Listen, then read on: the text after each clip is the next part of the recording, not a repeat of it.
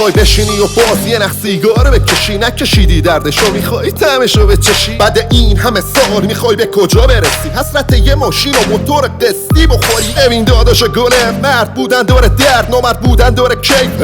حیف خوبی تابان داره بدیه، درام پاک باشی عقب مونده ای، خیانت کنی میشی با کلاس. غیرت و غرور و ارادت به چه قیمتی میخوای فروکشش کنی؟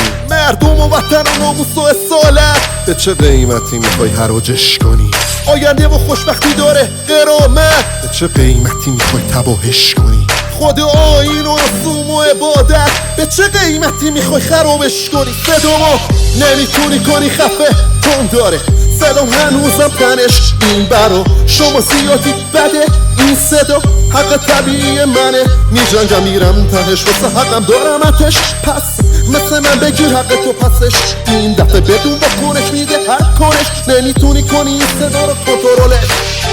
رفتم سوی مقصدم، هر خطر توی دفترم دغدغت خیلی مسخره است، نزد حرف و روز تو پیش هر نفر. فکر نکن من میرم از این کبیرم تر، میدم ادامه نباش بیرنگ تر. زندگی تیره منو پیرم کرد، طاقت نداری ساعت میگذره، مسیر راحت نداری سواری تو بد هوایی، عادت تنهایی نشو از مسیر راحت فراری. ادامه میدم ادامه تش، اسم شهرمونو میذارم باغ وحش. صدام بلندتر از داد خشم، نزا بردگی و عادی کنن توی حافظه. صدامو نمیتونی کنی خفه تون داره، صدام هنوزم تنش این برا شما زیادی بده این صدا.